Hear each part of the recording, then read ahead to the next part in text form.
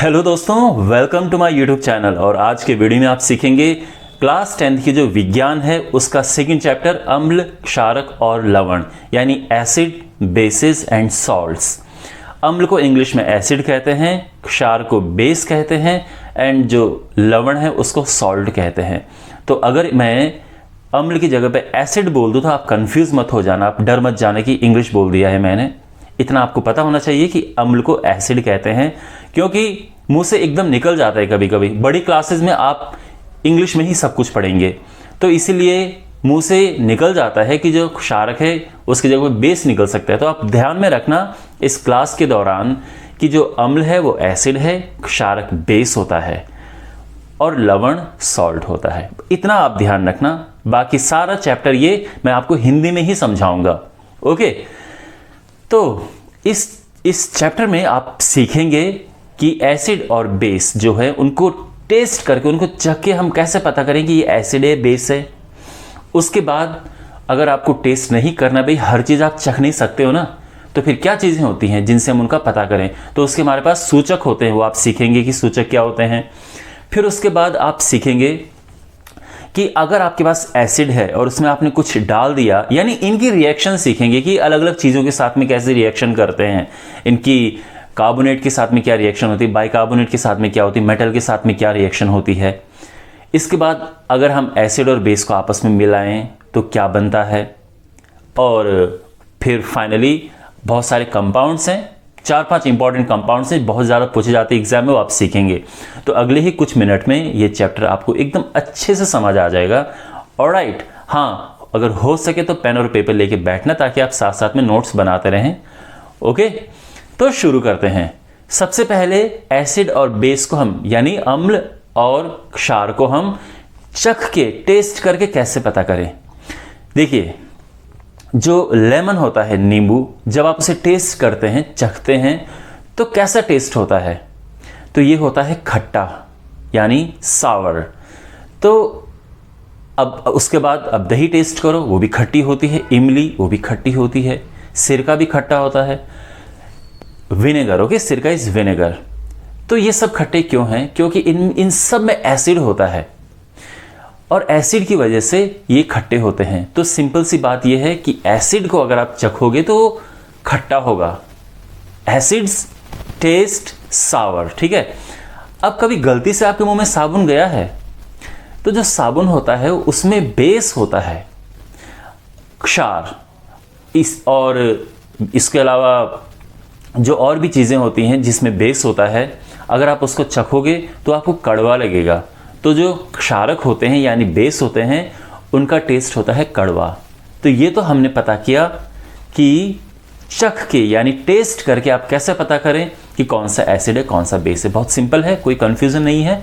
Acid खट्टे होते हैं और जो बेस होते हैं वो कड़वे होते हैं, बिटर। अब हर चीज़ आप टेस्ट नहीं कर सकते ना। कुछ एसिड ऐसे होते हैं कि आपने अपनी जीभ में रखा, जीभ ही गल जाएगी, इतने खतरनाक होते हैं। तो आप हर चीज़ नहीं टेस्ट कर सकते हैं। तो इसीलिए जब आप लेबोरेटरी में काम करते हैं तो आपको सख्त इंस्ट्रक्शंस होते हैं कि आप कोई भी चीज़ को चख के नहीं पता करोगे कि ये क्या है, टेस्ट करके नहीं। हमारे पास ये पता करने के बहुत सारी अलग चीज़ें होती हैं जिनसे हम ये पता कर पाएंगे ये एसिड है या बेस है। उनको कहते हैं सूचक, यानी इंडिकेटर। अब सूचक होते हैं दो टाइप के, एक होता है नेचुरल, प्राकृतिक, और दूसरा होता है सिंथेटिक, संश्लेषित। यानी एक तो जिसको हम फैक्ट्री में बनाते हैं और एक जो नेचुरली होता है। नेचुरल का मैं सबसे आसान आपको एग्जांपल देता हूं। कभी आपने नोटिस किया होगा कि आपके सफ़ेद कपड़े में जब खाना गिर जाता है, गिर गया, वहां पे पीला पीला हो गया, ठीक है। उसके बाद जब उसको धोते हैं तो लाल हो जाता है, रेड कलर आ जाता है जहाँ पे हल्दी लगी थी। मतलब जो पीला होता है ऑब्वियसली हल्दी की वजह से होता है, लेकिन जब आप उसको धोते हो, वॉश करते हो, तो वो जो पीला कलर है वो रेड हो जाता है। उसका कारण ये है कि साबुन में होता है बेस और हल्दी एक नेचुरल इंडिकेटर है। अगर आप हल्दी में बेस डालोगे तो हल्दी जो है, टर्मरिक, वो पीले से लाल में बदल जाएगी, येलो से रेड में कन्वर्ट हो जाएगी। तो यानी हल्दी यहाँ पे इंडिकेटर हो गया ना। एक और प्राकृतिक सूचक है, वो है लिटमस। लिटमस दो टाइप के होते हैं, एक होता है ब्लू यानी नीला और एक होता है रेड यानी लाल। जो अम्ल होते हैं वो ब्लू लिटमस को रेड में कन्वर्ट कर देते हैं। तो अगर कोई ब्लू लिटमस है आपने उसमें एसिड डाला तो वो रेड बन जाएगा। जो बेस होते हैं यानी क्षारक जो होते हैं वो बिल्कुल उल्टा कर देते हैं, वो रेड लिटमस को ब्लू में बदल देते हैं। तो लिटमस से भी आप पता कर सकते हैं कि जो सामने चीज़ है वो एसिड है कि बेस है। इसके बाद हमारे पास जो और इंडिकेटर्स हैं वो सिंथेटिक हैं, यानी उनको हम बनाते हैं, संश्लेषित हैं। तो एक है मिथाइल ऑरेंज और एक है फिनोफ्थैलिन। तो ये भी पता कर देते हैं कि कौन सा एसिड है कौन सा बेस है। ओके, इसके बाद हम पढ़ेंगे पीएच पेपर के बारे में, लेकिन वो थोड़ा बाद में पढ़ेंगे क्योंकि पीएच पेपर से भी पता चल जाता, पीएच से भी पता चल जाता है कि कौन सा एसिड है कौन सा बेस है, लेकिन ये थोड़ा सा रुक के। ओके, अच्छा, तो यहाँ पे आपने अभी तक ये पढ़ा है कि भाई अगर हमें कंपोजिशन के बारे में पता नहीं है, हमें ये नहीं पता कि वहाँ पे किस तरह का हाइड्रोक्लोरिक एसिड, हमने कुछ नहीं, बस केवल या तो चख के टेस्ट करके और या फिर हम उसमें कोई कोई दूसरे इंडिकेटर की हेल्प से हम पता कर दे कि एसिड है बेस है। लेकिन अगर हम इसकी केमिकल कंपोजिशन के बारे में बात करें, इसकी जो एक रासायनिक बनावट है कि ये बनावट बना हुआ कैसा है, जो एसिड है उसमें ऐसा क्या चीज़ है जो इसको एसिड बनाता है, बेस में क्या चीज़ है जो इसको बेस बनाता है, तो वो जो है वो मैं आपको अब समझाता हूँ। देखो माय डियर, सबसे आसान तरीका समझने का ये है कि अगर कोई कंपाउंड है उसमें हाइड्रोजन आयन अलग हो जाता है, यानी आप उसको पानी में डालो और हाइड्रोजन आयन अलग हो जाए तो एसिड है। जैसे आप देख सकते हो HCl में H है, तो जब आप HCl को यानी हाइड्रोक्लोरिक एसिड को पानी में डालते हो तो हाइड्रोजन अलग हो जाता है, क्लोरीन आयन अलग हो जाता है, क्लोराइड आयन। ठीक है, तो यानी जो HCl है हाइड्रोक्लोरिक एसिड, क्योंकि ये हाइड्रोजन आयन दे सकता है इसलिए ये एक एसिड है। इसके अलावा है HNO3 यानी nitric acid and H2SO4 sulphuric acid, ये दोनों भी हाइड्रोजन आयन देते हैं। और ये ध्यान रखना, जो HCl है यानी hydrochloric acid, HNO3 nitric acid, H2SO4 sulphuric acid, ये स्ट्रॉन्ग एसिड होते हैं, बहुत खतरनाक एसिड होते हैं, लेकिन बहुत यूजफुल होते हैं। कोई ऐसी चीज़ नहीं है, मतलब टू से बहुत ज़्यादा चीज़ों में इनका इस्तेमाल होता है, इनसे चीज़ें बनती हैं। तो अगर इनका अच्छा यूज़ है तो बहुत ही अच्छा यूज़ है, लेबोरेटरी में इनका बहुत इस्तेमाल होता है। ठीक है, और अब बात करते हैं बेस की यानी क्षारक। तो जो क्षार होते हैं यानी बेसिस होते हैं वो क्या करते हैं, उनमें OH आयन होते हैं जिसको हम हाइड्रोक्सिल आयन कहते हैं। तो ये OH आयन को अलग कर देता है। आप समझ आ रहा है आपको? तो जैसे NaOH सोडियम हाइड्रोक्साइड, ये एक बेस है। ठीक है, जैसे KOH पोटेशियम हाइड्रोक्साइड, ये भी एक बेस है। क्यों? क्योंकि इसमें OH है, हाइड्रोक्सिल आयन है। कैल्शियम हाइड्रोक्साइड CaOH ट्वाइस, ये भी एक बेस है। ठीक है, कैल्शियम हाइड्रोक्साइड कैसे बनता है? जो चूना होता है, आप चूना जानते हो ना, वाइट वॉश में यूज होता है। चूने में आपने अगर पानी डाल दिया, उसको मिला दिया, तो वो बन जाता है कैल्शियम हाइड्रोक्साइड। ठीक है, आप उसको टेस्ट करोगे तो कड़वा होगा, मत करना टेस्ट, क्योंकि बहुत ये एक एक्सोथर्मिक रिएक्शन है जिसमें गर्मी निकलती है, बहुत गर्म हो जाता है। ठीक है ना, so don't ever test that, but just I am saying कि ये एक बेस है। आप पता करने के लिए आप उसका इस्तेमाल कर सकते हो, लिटमस का इस्तेमाल कर सकते हो, उससे भी पता चल जाता है ना। मैंने बताया लिटमस का, आप हल्दी का इस्तेमाल कर सकते हो, नेचुरल इंडिकेटर, उससे वो बेस के लिए हल्दी है, बढ़िया है, तो आप पता कर सकते हो कि वो बेस है। ओके, तो अब आपको ये पता चल गया है कि जब आप किसी एसिड को पानी में डालते हो तो ये आयन में बंट जाता है और हमें हाइड्रोजन आयन देता है। यह अलग बात है कि हाइड्रोजन आयन ज़्यादा देर तक फ्री नहीं रह सकता है। हाइड्रोजन आयन वाटर के मॉलिक्यूल से रिएक्ट कर देगा और हाइड्रोनियम आयन बना देगा, यानी H3O पॉजिटिव। ओके, तो ये बना देगा। तो आई होप आपको अब ये इनकी कंपोजिशन पता चली होगी। अब एक और है, हर एक चीज़ जिसमें आपको OH दिखे, कोई ज़रूरी नहीं कि केवल वही बेस है। अगर मैं बात करूं सोडियम ऑक्साइड Na2O, ये भी एक बेस होता है। ठीक है, ये भी, लेकिन जो OH आयन दे सकें उनको हम कहते हैं क्षार। वैसे तो सारे बेसिस को हम क्षारक कहते हैं, लेकिन जो OH दे सके उनको हम एल्कली कहते हैं, यानी क्षार। ठीक है, खैर आप बस ये समझो कि एक तो OH है जिसमें बेस होता है, दूसरा मेटल्स बेस बनाते हैं। ये आप ये लाइन नोट कर लो, मेटल्स बेस बनाते हैं। तो मेटल क्या है? जैसे सोडियम एक मेटल होता है, अगर आप उसको ऑक्सीजन के साथ मिलाओगे तो क्या बनेगा? Sodium oxide. ये एक बेस है, क्षार है। तो जो जितने भी मेटालिक ऑक्साइड होते हैं, जैसे कैल्शियम ऑक्साइड है, पोटेशियम ऑक्साइड है, फिर उसके बाद कैल्शियम ऑक्साइड है, ये सारे के सारे ये बेसिस हैं। तो ये बेस बनाते हैं, ध्यान रखना। मेटालिक ऑक्साइड जो होते हैं उनकी एक बेसिक प्रॉपर्टी होती है, वो बेसिस होते हैं, क्षार होते हैं। ठीक है ना? तो आई होप आप ये सब नोट कर रहे होंगे जो जो मैं आपको बता रहा हूं। अब बात करते हैं इनकी रिएक्शंस की, और उससे पहले मैं आपको थोड़ा सा और डिटेल में पेपर में अच्छे से समझा देता हूं। ठीक है? तो जैसा कि मैं आपको बता रहा था कि HCl हाइड्रोक्लोरिक एसिड, जब आप इसको किसी वाटर में डालते हैं तो इसमें H और क्लोराइड आयन, हाइड्रोजन आयन और क्लोराइड आयन अलग अलग हो जाते हैं। अब जो पानी है उसमें H2O पहले से ही है, आप जानते हैं H2 वाटर होता है। तो जब ये हाइड्रोजन आयन है ये बहुत अनस्टेबल होता है, यानी ये ज्यादा देर तक फ्री नहीं रह सकता है। तो इसको इसको पानी के साथ में, जल के साथ में रिएक्ट करना पड़ता है, और ये हो जाता है H3O, और इसका नाम है हाइड्रोनियम आयन। तो बेसिकली जब आप HCl को पानी में डालोगे तो आपके पास क्या होगा? आपके पास क्लोराइड आयन होंगे, लेकिन साथ में आपके पास H3O आयन होंगे हाइड्रोजन आयन की जगह पे। बाद में इनकी भी अलग रिएक्शन होती है, वो अलग बात है। लेकिन फिलहाल आप ये समझो कि पानी में डालने पे इसने हाइड्रोजन आयन दिया, तो यानी ये एसिड है। इसी तरह से जो HNO3 है ये H+NO3 देंगे, तो इसने भी हाइड्रोजन आयन दिया। H2SO4 इसने हाइड्रोजन आयन दिए, ये बल्कि 2 आयन देगा हाइड्रोजन के। ठीक है? अब ये मत समझना कि जहां H हो वहीं ये सारा, कहीं आप बोलोगे सर CH4 भी एसिड हो गया क्योंकि इसमें H है, ऐसा नहीं है। जो CH4 है हाइड्रोजन आयन नहीं दे सकता है। मेन बात केवल ये नहीं कि इसमें H है, मेन बात है कि ये जो हाइड्रोजन है ये आयन बनना चाहिए, अलग होना चाहिए। एक तो मैंने आपको ये समझाया। अब बात करते हैं, ये तो सारे एसिड हैं, और ये ध्यान रखना ये 3 बहुत इंपॉर्टेंट एसिड हैं, बहुत काम आते हैं।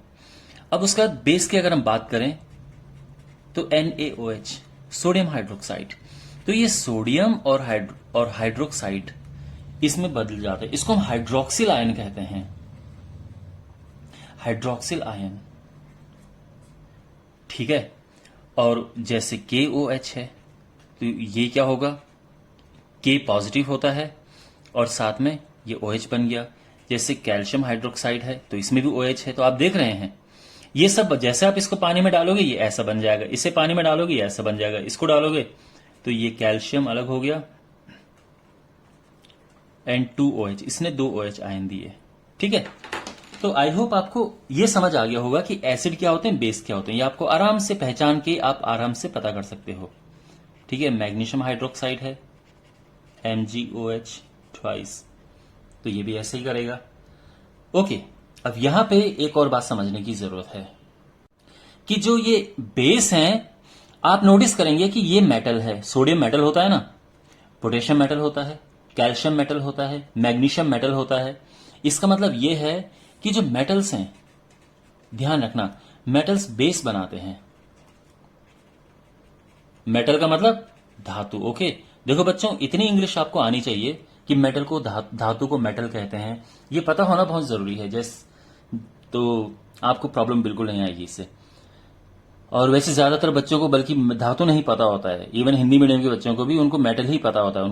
उनको धातु शब्द बोलने में प्रॉब्लम आती है, मेटल आसानी से बोल देते हैं, ये भी है। खैर, तो आप देख सकते हैं जो बेस बन रहे हैं उनमें मेटल्स हैं, ये मेटल मेटल मेटल।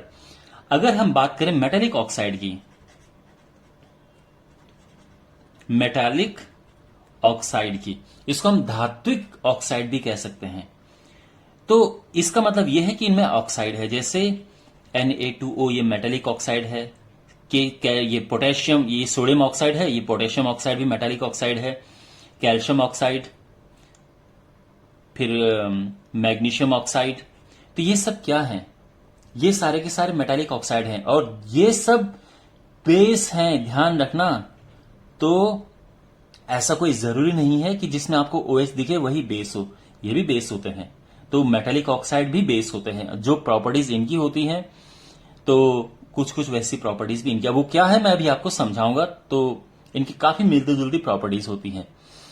अब मैं आपको बताऊंगा कि जब आप किसी एसिड में किसी मेटल को डालते हो तो उसमें क्या होता है। ठीक है, तो हमने क्या किया कि एक एसिड लिया HCl और इसमें एक मेटल डाल दिया, धातु डाल दिया, जैसे मान लो कि सोडियम डाल दिया। तो क्या होता है? तो देखो यहां से क्लोरीन निकल के इसमें आ जाएगा और ये हाइड्रोजन अलग हो जाएगा, तो ये H2 होगा। तो आप देख सकते हैं H2 गैस बन के बाहर निकली। तो जब भी आप, जैसे ये एसिड है, इसमें हाइड्रोक्लोरिक एसिड भरा हुआ है, आपने इसमें सोडियम डाला, तो जैसे आप सोडियम डालेंगे यहां से बुलबुले निकलने शुरू हो जाएंगे। अच्छा, अब ये बुलबुले जैसे बाहर निकले तो ये एक बुलबुला, तो आपको क्या करना है, एक माचिस की तीली हो गया या एक कोई कैंडल हो गया, यहां पे पास में लेके आओगे तो ये जो बुलबुले हैं ये फटने शुरू होते हैं, पट पट की आवाज इनमें आती है। तो पट पट की साउंड के साथ में ही निकलता, तो आप समझ जाओगे कि हाँ, हमने ये एसिड में मेटल डाला है और ये हाइड्रोजन के बुलबुले हैं। ठीक है ना, ये ध्यान रखना आप। और इसके अलावा अगर मैं कोई ये लूं दूसरा, जैसे HNO3 है, इसमें हम डालें सोडियम, तो क्या हो जाएगा? NaNO3 और फिर से क्या निकला? हाइड्रोजन गैस निकली। तो कहने का मतलब यह है कि जब आप किसी अम्ल में, अम्ल यानी एसिड, किसी धातु को डालते हो, धातु यानी मेटल, तो वो क्या बन जाता है? लवण, सॉल्ट, और हाइड्रोजन गैस निकलती है। ये लवण है। अभी मैं आपको लवण समझाऊंगा, लेकिन एसिड और मेटल, एसिड में मेटल डालोगे सॉल्ट बनेगा और हाइड्रोजन गैस निकलेगी। ठीक है ना, मैं हिंदी में लिख देता हूं, अम्ल, धातु, लवण और ये हाइड्रोजन गैस। ठीक है ना, ये तो सिंपल है। अब ये तो अम्ल के साथ धातु है, अगर मैं बेस में डाला तो क्या फर्क, क्या होता है? तो देखो माय डियर, बेस में भी सेम हिसाब होता है जैसे हमारे पास है। ठीक है, मान लो कि हमने for example sodium hydroxide base लिया है NaOH और इसमें डाल दिया हमने जिंक, तो क्या बन जाता है? तो ये बन जाएगा Na2ZnO2 और बाद में और साथ में H2 गैस बाहर निकलती है, ये गैस है। ओके, ये सोडियम जिंकेट है, सोडियम जिंकेट। तो ये ध्यान, तो हमने क्या किया, इसको बैलेंस करते हैं। ये बैलेंस नहीं है, ठीक है, ध्यान रखना। जैसे अगर हमें इसे बैलेंस करना हो तो ये 2 हो जाएगा, ये 2 हो जाएगा, ये 2 हो जाएगा। ठीक है, ऐसे ही अगर हम इसे बैलेंस करेंगे तो ये इस तरह से हो जाएगा। तो ये बैलेंस नहीं है, तो जैसे यहाँ इसको बैलेंस करना है तो ये 2 लगाना पड़ेगा। तो अब ये बैलेंस्ड हो गए हैं। ओके, तो आपने देखा कि बेस के साथ में डाला तो भी हाइड्रोजन गैस निकली, लेकिन सभी धातुओं के साथ में ये रिएक्शन नहीं होती है। ऐसे नहीं कि आप कोई भी धातु डाल दो और ये हाइड्रोजन गैस निकलेगी यहां से, ऐसा नहीं होता है। ठीक है ना, धातु बहुत ज्यादा रिएक्टिव होनी चाहिए। तो इस तरह से है। तो बेसिकली जब आप किसी एसिड में धातु डालते हैं तो आपके पास क्वेश्चन किस तरह से आएगा मैं बताता हूं। क्वेश्चन आएगा कि एक एसिड है, उसमें कुछ डाला और उससे बुलबुले बाहर निकल रहे हैं जिनको कैंडल के पास ले जाने में पट-पट की आवाज आ रही है। तो बताओ कि क्या डाला हमने उसमें? तो आप बोलोगे आपने मेटल डाला, क्योंकि मेटल डालने पे ही हाइड्रोजन गैस बाहर निकलती है। तो ये समझ आ गया। अच्छा, अब मैं आपको बताता हूं कि ये कार्बोनेट और बाइकार्बोनेट के साथ में कैसे रिएक्शन करते हैं। तो जो एसिड हैं उनकी रिएक्शन कार्बोनेट के साथ में क्या होती है? तो देखो बच्चों, कार्बोनेट होता है CO3 डबल माइनस और बाइकार्बोनेट होता है HCO3 सिंगल माइनस, ये ध्यान रखना। अब आप देख सकते हैं यहां पे भी CO3 है, यहां पे भी CO3 है। तो बेसिकली जब भी आपको ऐसा CO दिखता है तो एक बात याद रखना आप कि यहां से कार्बन डाइऑक्साइड गैस तो पक्का बाहर निकलेगी। जब भी आप कार्बोनेट के साथ में कुछ करते हैं तो ज्यादातर चांसेस है कि कार्बन डाइऑक्साइड गैस बाहर निकले, ठीक है ना। तो यहां पे एक फॉर एग्जांपल हमने एक एसिड लिया, जैसे HCl लिया, और उसमें हमने डाल दिया सोडियम कार्बोनेट। डाल दिया सोडियम कार्बोनेट, क्या बनेगा? तो देखो, एक तो लवण बना यानी सॉल्ट, और उसके साथ में गैस बाहर निकलेगी, हाँ, उसके साथ में कार्बन डाइऑक्साइड गैस बाहर निकलेगी।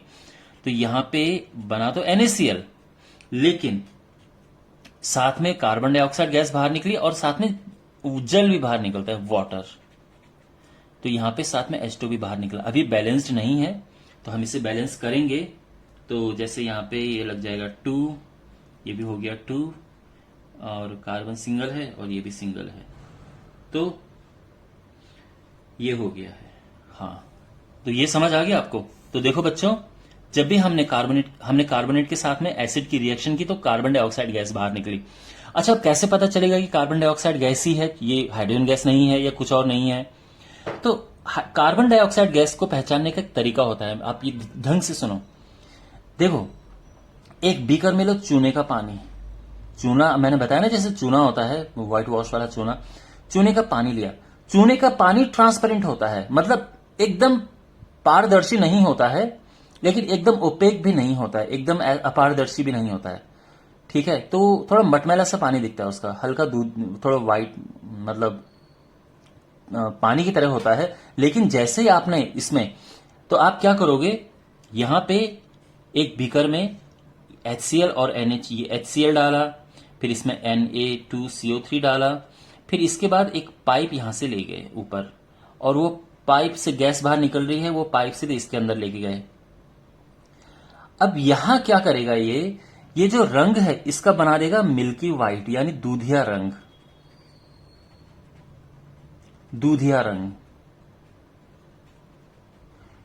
तो जैसे आप ये कार्बन डाइऑक्साइड गैस यहां से लेके जाओगे तो ये दूधिया रंग बन जाएगा, और पता चल जाएगा कि हाँ, ये जो गैस है कार्बन डाइऑक्साइड गैस है, ठीक है। दूधिया रंग क्यों बनता है मैं क्विकली आपको बता देता हूं। हमारे पास ये है, देखो देखो बच्चों, ये जो मैं यहाँ पे लिखाने जा रहा हूं ये बहुत इंपॉर्टेंट है, तो ये ढंग से सुनो। ये लिया हमने चूना, कैल्शियम ऑक्साइड चूना होता है, ठीक है। तो जिसको हम सूखा चूना भी कहते हैं, या आई मीन चूना जो नॉर्मल होता है, ठीक है। और इसमें हमने डाला, इसको इंग्लिश में क्विकलाइम कहते हैं, और बिना बूझा हुआ चूना हम जिसे कहेंगे, यानी अभी तक पानी में नहीं डाला है। अब ये पानी में डाल देंगे तो इसको बोलेंगे बूझा हुआ चूना या चूने का पानी, जैसे भी आपको बोलना हो। और ये होता है कैल्शियम हाइड्रोक्साइड। तो बेसिकली ये जो चूने का पानी है ये कैल्शियम हाइड्रोक्साइड है। तो जब भी हम घरों में सफेदी करते हैं तो आपको पता है पहले चूना होता है, उसको पानी में डालते हैं और उसके बाद सफेदी कर देते हैं। तो जो दीवारें गीली गीली सी लगती हैं, मतलब अभी वो चमक नहीं रही हैं, फिर आप नोटिस करेंगे कि कुछ देर के बाद वो दीवारें बहुत ज्यादा चमकनी शुरू हो जाती हैं, व्हाइट व्हाइट। उसका कारण ये है कि एटमॉस्फेयर में होती है कार्बन डाइऑक्साइड, एटमॉस्फेयर में होती है ना, पूरे हमारे वातावरण में कार्बन डाइऑक्साइड है। तो इसने कार्बन डाइऑक्साइड को अपने अंदर ले लिया और ये बन गया कैल्शियम कार्बोनेट, और इसने पानी उड़ा दिया। तो आपको पता है पानी तो सूख जाता है, और उसके बाद ये नहीं कि पानी सूख गया, अगर केवल पानी सूखता तो वापस से बन जाता, चूना ही बन जाता हो, लेकिन ऐसा नहीं है, वो बन जाता है कैल्शियम कार्बोनेट। इसको सिंपली आप कह सकते हैं, देखो जो कैल्शियम कार्बोनेट है वो बहुत सारी चीजें हैं, जैसे जो खड़िया होती है वो कैल्शियम कार्बोनेट होता है, संगमरमर कैल्शियम कार्बोनेट होता है। तो जब आप सफेदी करते हैं दीवारों पे, उसके बाद जब सफेदी करने के बाद तो इतना जल्दी से नहीं चमकता है, कुछ देर बाद चमकना शुरू होता है, वो कैल्शियम कार्बोनेट की वजह से चमकना शुरू होता है। यहां पे भी सेम हुआ है, क्योंकि ये चूने का पानी था, आपने कार्बन डाइऑक्साइड यहां से पास की, तो इस कार्बन डाइऑक्साइड की पास होने की वजह से कैल्शियम कार्बोनेट बनना शुरू हो गया है, और इसी वजह से ये दूधिया सफेद बन जाता है, मिल्की व्हाइट। अब आपको समझ आ गया कि ये प्रोसेस क्या है, और मैं चाहता हूं कि आप ये याद रखो, क्योंकि एग्जाम में पूछा जाता है ये।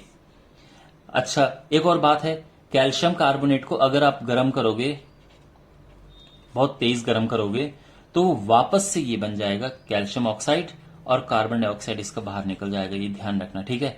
तो ये भी एक रिएक्शन होती है जिसको हम कहते हैं वियोजन अभिक्रिया। आपने सुना होगा वियोजन अभिक्रिया, जिसमें वियोजित होते हैं, डिकम्पोजिशन रिएक्शन। ओके, अब मैं आपको बताता हूं कि ये अभी तो आपने देखा कार्बोनेट के साथ में, बाइकार्बोनेट के साथ में क्या करता है। तो बाइकार्बोनेट के साथ में भी लगभग एक जैसा ही है, कुछ खास अंतर नहीं है। यानी अगर हमने कोई जैसे हमने लिया HCl, हाइड्रोक्लोरिक एसिड ही ले रहे हैं, और यहां पे डाल दिया, अभी तो हमने यहां सोडियम कार्बोनेट डाला था, अब इस सोडियम बाइकार्बोनेट, तो देखो बाइकार्बोनेट HCO3 होता है, ठीक है। अब इसके बाद क्या होगा, तो इसके बाद जैसे यहां हुआ था बिल्कुल वैसे ही होगा। ये बना NaCl, ये हुआ CO2 और ये बना H2O, ठीक है। ये बैलेंस्ड है, ऑक्सीजन यहां 3 है, यहां 3 है, कार्बन यहां 1 है, यहां 1 है, सोडियम 1 1, क्लोरीन 1 1 और हाइड्रोजन यहां पे एक हाइड्रोजन यहां था ना बीच में, बाइकार्बोनेट, हाँ देखा। तो H एक यहां पे, एक यहां पे है, 2 यहां पे हो गए, 2 यहां 2 यहां, पूरी बैलेंस्ड है ये। और यहां भी क्या बना, कार्बन डाइऑक्साइड। तो यानी एसिड की रिएक्शन चाहे कार्बोनेट से हो जैसे यहां हुई है, चाहे बाइकार्बोनेट से हो, दोनों ही केसेस में कार्बन डाइऑक्साइड गैस बाहर निकलती है। ओके, अब आपको समझ आ गया। अब मैं आपको बताता हूं कि अगर इनको हम आपस में मिला देंगे, अभी तो हम इनको अलग अलग पढ़ रहे हैं, जैसे कि भाई एसिड है, बेस है, लेकिन अगर हम इन्हें आपस में मिला दें तो क्या हो जाएगा। देखो बच्चों, एक बात ध्यान रखना कि अगर किसी को एसिडिटी हो, मतलब किसी ने, अब देखो जब कोई आदमी खाना खाता है तो वो खाना पेट में जाता है, पेट में जाने के बाद पेट में एसिड होते हैं, वो उस खाने को पचाते हैं। तो है ये एसिड, अच्छी बात होती है, ये खाने को पचाते हैं। लेकिन आपने जरूरत से ज्यादा खाना खा लिया तो इससे जरूरत से ज्यादा एसिड बाहर निकल जाता है और इससे होती है हमें एसिडिटी। अब जब एसिडिटी होती है तो खट्टे डकार आने शुरू होते हैं, क्योंकि एसिड खट्टा होता है, मैंने शुरू में बताया था। लेकिन अब इस खट्टे डकार, इस एसिडिटी को बंद कैसे करें, तो कुछ लोग क्या करते हैं, नींबू पानी पीते हैं, जो कि इसको बहुत और भी बुरा बना देता है। अगर आप, क्योंकि नींबू खुद एसिड होता है, एसिड में आप और एसिड डालोगे तो वो कहां काम करेगा। लेकिन कुछ लोग करते हैं वो इनो पीते हैं। अब इनो, या फिर अगर इनो नहीं है तो घर में जो बेकिंग पाउडर होता है, बेकिंग पाउडर या बेकिंग सोडा बोलते हैं, दोनों ही बात एक ही है, ठीक है ना। या बेकिंग पाउडर बोले या बेकिंग सोडा, कुछ लोग इसे कंज्यूम करते हैं। तो ये बेस है, इनो में बेस होता है, क्षार होता है, ठीक है ना, क्षारक बेस होता है। इस वजह से जो एसिड और बेस एक दूसरे को न्यूट्रलाइज कर देते हैं, एक दूसरे को उदासीन कर देते हैं और ये बन जाता है लवण। एसिड बेसिकली कम हो जाता है फिर, ठीक है ना। एसिड और बेस आपस में रिएक्ट करके लवण बनाते हैं, लवण और जल, ठीक है। और इस अभिक्रिया को बोलते हैं उदासीनीकरण। यानी जब आपके पास अम्ल है और उसमें आपने डाला बेस तो बन जाता है सॉल्ट, यानी लवण और जल। इस अभिक्रिया में क्या हुआ है, इसने एक दूसरे को उदासीन कर दिया है। तो अम्ल को अगर आपको न्यूट्रलाइज करना हो, अम्ल का असर कम करना हो, तो उसमें बेस डाल दो, क्षार डाल दो। और बेस के असर को कम करना है तो अम्ल डाल दो, क्योंकि एक दूसरे को काटते हैं ये। तो ये मिलके लवण और जल बनाता है और एक दूसरे को क्या करते हैं, ये उदासीन करते हैं। इसीलिए इस अभिक्रिया को बोलते हैं उदासीनीकरण, ठीक है ना, न्यूट्रलाइजेशन रिएक्शन। तो ये ध्यान रखना, अगर कोई अम्ल हमारे पास, मान लो HCl लिया हमने और ये NaOH लिया, तो ये बनेगा सॉल्ट, यानी NaCl बन गया और जल H2O। बहुत सिंपल रिएक्शन है ये, ठीक है ना। अब मैंने आपको इस वीडियो के शुरू में बताया था कि एक और तरीका है जिससे हम ये पता कर देते हैं कि जो एसिड है या बेस है वो क्या है। देखो, उसको बोलते हैं हम इनका pH मान। तो अब मैं आपको बताने जा रहा हूं pH मान। देखो, pH मान क्या है, एक स्केल होता है।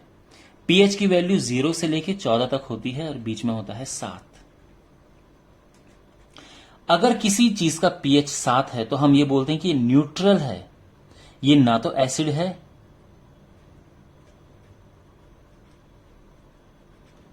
ना तो अम्ल है और ये ना ही बेस है ना ही क्षार है। लेकिन जब उनका पीएच मान जैसे जैसे बढ़ता जाता है वो बनते जाते हैं क्षार यानी बेस, और जैसे जैसे उनका पीएच मान कम होता है वो एसिड बनते जाते हैं।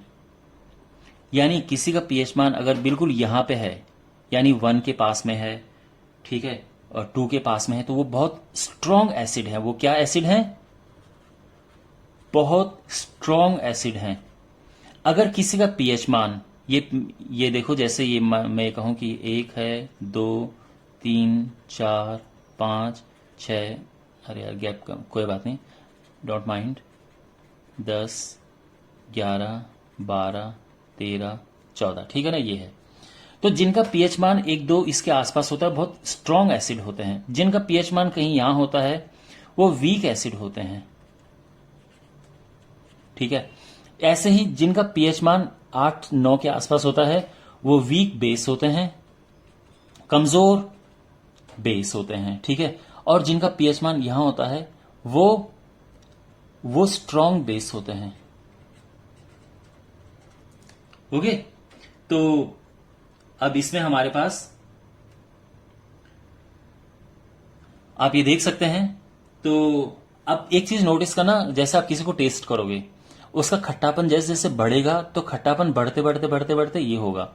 यानी अगर हम नींबू की बात करें तो नींबू का जो रस है ये कहीं इसका ये यहां आसपास होता है। नींबू का रस जो है यहां कहीं होता है, ठीक है ना। इसके बाद अगर हम बात करें शुद्ध जल की, एकदम पानी की, तो उसका पीएच 7 होता है, क्योंकि पानी ना तो एसिड है ना बेस है। ओके, और अगर हम बात करें जैसे सोडियम हाइड्रोक्साइड है, बहुत स्ट्रांग होता है ये, तो ये एक बहुत स्ट्रांग बेस है, ठीक है ना। और आई होप आपको ये सब समझ आ रहा होगा। कहने का मतलब ये है कि जिसका पीएच मान कम होता है वो उतना ही स्ट्रांग एसिड होता है। पीएच मान बढ़ते बढ़ते बढ़ते बढ़ते ये एसिड से बेस बन जाता है। ओके, तो काफी जरूरी है ये पता करना कि किसका बेस कितना है। अब जैसे हम खाना खाते हैं तो जो हमारे मुंह है वो एसिडिक हो जाता है, जो हमारा माउथ है वो एसिडिक हो जाता है और हमारे दांत खराब होने लगते हैं। तो जो टूथपेस्ट मार्केट में आता है उसमें क्या होता है कि उसमें बेस होता है, तो इस बेस की वजह से ये इस एसिड का असर कम कर देता है, ठीक है। तो ये समझो कि जो मुंह है उसका पीएच मान जो है वो 7 से कम होता है, और जो बेस होगा, जो टूथपेस्ट होगा, इसका पीएच मान 7 से ज्यादा होगा। तो ये आपस में मिलके न्यूट्रलाइज कर देते हैं। जो आप च्युइंगम मार्केट में आती है, आपने देखा होगा उसके पीछे एक च्युइंगम है, पता नहीं हैप्पीडेंट है या ऑर्बिट, जो भी है, उसके पीछे ऐसा लिखा होता है कि ये जो है दांतों के पीएच को, मुंह के पीएच को अच्छा रखता है। यानी अगर पीएच मान हमारा कम है यानी 7 से कम है, एसिडिक है, तो जो च्युइंगम है उसमें बेस होता है, तो वो उस पीएच मान को, उस एसिड को न्यूट्रलाइज कर देता है और पीएच, मुंह का पीएच ठीक कर देता है। ठीक है, ये सब समझ आ रहा है। तो जो उदासीन है यानी जल उदासीन होता है, न्यूट्रल, इसका पीएच 7 होता है। तो मैं रिपीट करता हूं, अगर किसी का पीएच 7 है, ना एसिड है ना बेस है। ओके, हाँ। और हमारे दैनिक जीवन में हमारे पीएच का बहुत ज्यादा महत्व है। पीएच हम जैसे मिट्टी है, मान लो हमने मिट्टी को इकट्ठा किया और हम मिट्टी का पीएच देखते हैं कि ये पेड़ पौधे के लिए अच्छी है या नहीं है। अगर अच्छी नहीं है तो हम फिर उसमें उस तरह की खाद डालते हैं जिससे कि उसका पीएच सही हो जाए। ओके, और अब हमारा जो हम खाते पीते हैं, आप जानते हैं उसमें भी पीएच का बहुत योगदान है कि जैसे हमें खट्टे डकार आते हैं तो हमारा पीएच 7 से कम हो जाता है, तो हम ऐसी चीज पीते हैं जिसका पीएच 7 से ज्यादा हो, जिससे कि ये एकदम न्यूट्रलाइज होके 7 पे पहुंच जाए। ठीक है ना। तो आई होप आपको ये समझ आ गया होगा। तो अगर क्वेश्चन यह आ जाए कि भाई जो आई मीन टू से मार्केट में जो टूथपेस्ट होता है वो एसिडिक होता है या बेसिक होता है, अगर आपके पास क्वेश्चन ये है, ये अम्लीय है या क्षारीय है, तो आप कहोगे कि ये क्षारीय है, क्योंकि अम्लीय तो मुंह खुद ही पहले से होता है वो खाने पीने की वजह से। ठीक है ना। अच्छा, अब मैं आपको ये बता देता हूं कि किस में कौन सा एसिड होता है। अगर हम बात करें सिरके की, विनेगर, तो इसमें एसिडिक एसिड होता है। जो संतरा होता है, नींबू होता है, इसमें सिट्रिक एसिड होता है, ध्यान रखना। इमली में टार्ट्रिक एसिड होता है। ओके, टमाटर में ऑक्जेलिक एसिड होता है। इसके बाद बहुत इंपॉर्टेंट है दूध या दही, खट्टा दूध या दही में लैक्टिक एसिड होता है, ये ध्यान रखना, ठीक है ना। और एक और इंपॉर्टेंट बात है, जो डंक होता है, यानी आपने देखा होगा कि जैसे मधुमक्खी डंक मारती है, चींटी डंक मारती है तो जलता है। इसका कारण क्या है? क्योंकि उनकी डंक में मिथेनोइक एसिड होता है, इसीलिए। और एक गांव वगैरह में घास होती है जिसको कुछ लोग बिच्छू घास कहते हैं, हमारे गढ़वाल में इसको कंडाली कहते हैं। तो जब अगर वो छू जाए आपको तो फिर आप डांस करने लगते हो, मतलब वो बहुत तेज जलता है, ठीक है ना। तो उसमें वो भी मिथेनोइक एसिड होता है। ओके, अब कुछ कंपाउंड बहुत जरूरी हैं, जैसे विरंजक चूर्ण यानी ब्लीचिंग पाउडर। तो जैसे नाम से पता चल रहा है कि ये किसी चीज को ब्लीच कर देता है, यानी इसका रंग, किसी चीज के रंग को हटा देता है, तो इसको ब्लीचिंग पाउडर कहते हैं। और इसका सिंबल बहुत जरूरी है, CaOCl2। तो ब्लीचिंग पाउडर जो है इस तरह से बनता है, यानी कैल्शियम हाइड्रोक्साइड। मैंने क्या कहा था? कैल्शियम हाइड्रोक्साइड क्या होता है? भुजा हुआ चूना होता है, यानी, ठीक है ना। तो कैल्शियम हाइड्रोक्साइड में जब क्लोरीन डालते हैं तो वो बन जाता है विरंजक चूर्ण, CaOCl2+O2। और ये बहुत काम आता है, आपको पता है। तो देखो, एग्जाम में आपका क्वेश्चन ऐसे आ सकते हैं कि विरंजक चूर्ण के फायदे बताओ, उसका फॉर्मूला बताओ, तो आपको पता होना चाहिए। तो जो ब्लीचिंग पाउडर यानी विरंजक चूर्ण है, इसका काम क्या है भाई? ये कपड़ों के कलर को हटाने के काम आता है, कागज की फैक्ट्री में कागज के कलर को चेंज करने का काम आता है। तो बहुत ज्यादा यूज इसका होता है। ओके, तो ये 2-3 यूज हैं, आप इसको देख लेना। अगर कोई पीने का पानी है और उसमें आपको उसके कीटाणु मारने हैं तो उसमें ब्लीचिंग पाउडर डाल देते हैं, आपने बहुत फेमस सुना होगा ये। इसके बाद है बेकिंग सोडा। अब जो बेकिंग सोडा है, ये इसका फॉर्मूला पहले तो आप रट लो। बेकिंग सोडा होता है सोडियम बाइकार्बोनेट। तो या तो सोडियम बाइकार्बोनेट बोलो या सोडियम हाइड्रोजन कार्बोनेट बोलो, दोनों ही बात एक ही है, ठीक है। और ये ध्यान रखना, आपके पास सीधे क्वेश्चन आ सकता है बेकिंग सोडा क्या है, तो आपको ये पता होना चाहिए कि सोडियम बाइकार्बोनेट है, सोडियम हाइड्रोजन कार्बोनेट। और ये बनता कैसे है? तो जो NaCl है, सोडियम क्लोराइड, उसमें H2O डाला, फिर CO2 डाला, और फिर ये NH3 डाला यानी अमोनिया, और इसके बाद अमोनियम क्लोराइड बना और सोडियम हाइड्रोजन कार्बोनेट बना, ठीक है। इसका ध्यान रखना। और सोडियम हाइड्रोजन कार्बोनेट को जब आप गर्म करते हैं तो उसे सोडियम कार्बोनेट बनता है, H2 अलग हो जाता है। तो ये ध्यान रखना, ये बेकिंग सोडा, बेकिंग सोडे का बहुत काम है। बेकिंग सोडा जो है वो बेकिंग पाउडर बनाने काम आता है। घरों में लोग खाने पीने में बेकिंग पाउडर यूज करते हैं, आपको नाम से पता चल रहा है बेकिंग। ओके, इसके बाद है वॉशिंग सोडा। ध्यान रखना, एक बेकिंग सोडा है, एक वॉशिंग सोडा है। तो जो वॉशिंग सोडा है उसमें H नहीं होगा, बेकिंग में H होगा, ध्यान रखना। तो बेकिंग सोडा होता है हाइड्रोजन, सोडियम हाइड्रोजन कार्बोनेट, लेकिन जो कपड़े धोने वाला सोडा है, वॉशिंग सोडा, इसमें केवल कार्बोनेट होता है, यानी सोडियम कार्बोनेट। ओके, अब आप देख सकते हैं इसमें 10H2O है, तो यानी ये नम है, ठीक है। यानी इसमें जो है H2O डालने की वजह से ये इसमें लिक्विड कंटेंट है, ठीक है ना।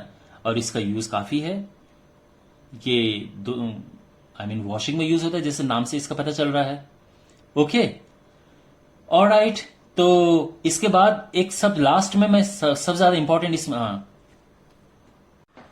अब आपने एक चीज नोटिस की होगी कभी कि जो मूर्तियां बनी होती हैं वो कैसे बनती हैं। तो आपको पता है कि एक सांचा होता है, उसमें हम एक पाउडर डालते हैं पानी में मिला के, और बाद में वो जो पाउडर होता है वो सूख जाता है और एक मूर्ति तैयार हो जाती है।